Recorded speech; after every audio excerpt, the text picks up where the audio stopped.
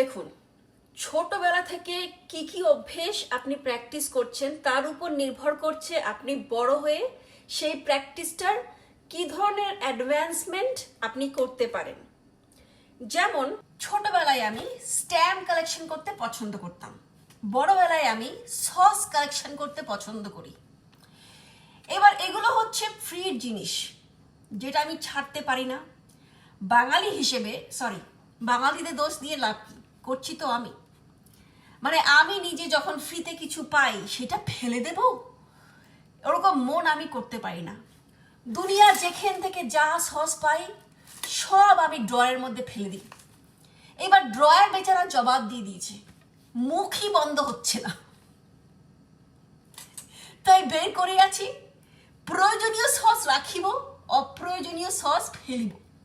আমার দশা হয়েছে এমন, একজন মাকে জিজ্ঞেস করা হয়েছে কোন সন্তান বেস্ট। এরকম করা যায় বলো? এর মধ্যে আমাকে চুজ করতে বলা হচ্ছে। কত জিনিস ফ্রি পেয়েছি দেখো, স্ট্র ফ্রি পেয়েছি কোথা থেকে, তারপর এই যে টমেটো সস কোথা না কোথা থেকে তো ফ্রি পেয়েছি, হট সস খুব ভালো লাগে আমার, এগুলো এসেছে ট্যাকো বেল থেকে।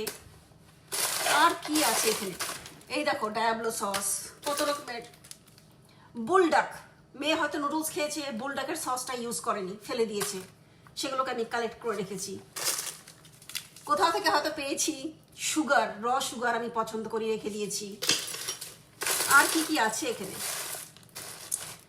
এই দেখো মেয়োনিজ, না এগুলো কি টেরিয়াকি সস। হ্যাঁ, চাইনিজ রান্না করতে লাগে না টেরিয়াকি সস, এগুলো ফেলে দেবো বলো তো? হ্যাঁ, রেস্টুরেন্টে মনে হয় হাত মোছার জন্য কিছু দিয়েছিল, ওটা নিয়ে চলে এসেছি।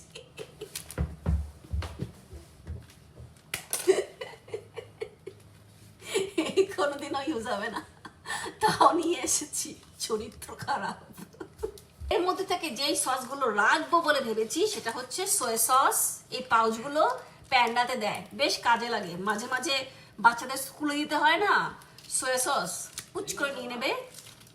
আর তারপর ডায়াবলো সস আর ফায়ার, আই থিঙ্ক এগুলো কিনতে হয় এখন, এখন আমরা ফ্রিতে দেয় না। আগে আই এম নট শিওর, হয়তো ফ্রিতে দেয় নাকি লিমিটেড দেয়, এরকম কিছু একটা, ট্যাকো বলে। তো এই সসগুলো কাজে লাগবে। এই বুলডগ সসগুলো রেখে দিলাম বিকজ দে আর ইয়ামি। এই তিনটে সস, ও চারটে, ও না পাঁচটা, মানে সস একটাও ইউজ হয়নি, নুডলস ইউজ হয়েছে, বুঝতে পারছো তো? তো এইগুলো রাখলাম। আর কি রাখবো, এই যে স্পুন দিয়েছিল হয়তো কোথাও, হয়তো ব্যাগে ছিল, ঢুকিয়ে দিয়েছি। স্ট্র ফেলে দেবো। দেখো ভাই, it's not easy, it's easy for you, it's not easy for me, ঠিক আছে? বুকে পাথর রেখে আমি শুধুমাত্র এ কটা মানে সেভ করতে পারলাম যেগুলো ইনট্যাক্ট রয়েছে, ডিসপোজেবল। আর এই দুটো পাউচে আমি কিছু সস সংরক্ষণ করেছি, বাকি সব আমি ফেলে দিয়েছি। It's not easy, it's life is hard, মানে লাইফ খুব শক্ত।